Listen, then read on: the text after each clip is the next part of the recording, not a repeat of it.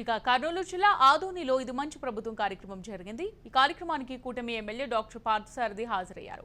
ఈ కార్యక్రమంలో ఎమ్మెల్యే మాట్లాడక ముందే కొందరు టీడీపీ నేతలు బయటకు వెళ్లిపోయారు. అనంతరం కూటమి ప్రభుత్వం ప్రజా శ్రేయస్సు కోసం పనిచేస్తుందని, ప్రజాభివృద్ధి తమది చేయమని ఎమ్మెల్యే తెలిపారు.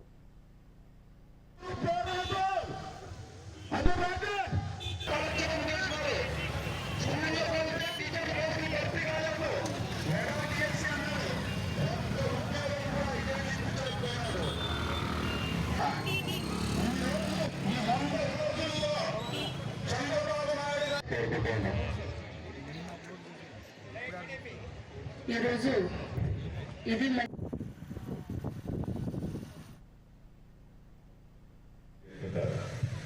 నరేంద్ర మోదీ గారు కూడా చెప్తుంటారు,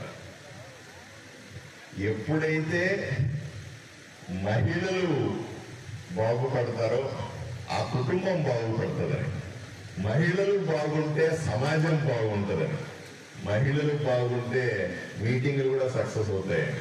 చూసారా, మగాళ్ళందరూ లేచిపోయారు, అక్క చెల్లెలు మాత్రం అక్క కూర్చొని మీటింగ్ సక్సెస్ చేస్తున్నారంటే అక్క చెల్లెలకి సెల్యూట్ కొట్టాలి మనం. నిజం అక్క, మగాళ్ళు ఓపికండవు, ఆడవాళ్ళు అంటే కాదు. ఒకసారి ఒక పని అనుకుంటే గట్టిగా నిలబడి పని అయ్యేదాకా కూర్చునే తత్వం అక్క చెల్లెళ్ళది. అందువల్ల ఎందుకని మా అన్నం చెప్పిన స్టేజ్ మీద కూర్చోగానే మీనాక్షి దాకా చెప్పిన, టికారెడ్డి కూడా చెప్పిన, అన్నా మనం మహిళా క్యాడర్ని బిల్ చేయాలన్నా ఎప్పుడు కూడా స్టేజ్ మీద ఉంటే సగం మంది మహిళలు ఉండాలి, మొత్తం మొగాళ్ళు ఉన్నారు, ఎక్కడెక్కడ ఆడవాళ్ళు కనిపిస్తున్నారు.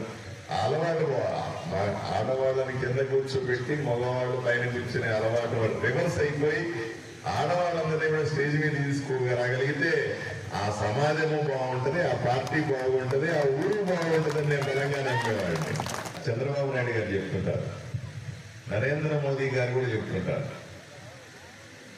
ఎప్పుడైతే మహిళలు బాగుపడతారో ఆ కుటుంబం బాగుపడుతుందని, మహిళలు బాగుంటే సమాజం బాగుంటుందని, మహిళలు బాగుంటే మీటింగ్లు కూడా సక్సెస్ అవుతాయని.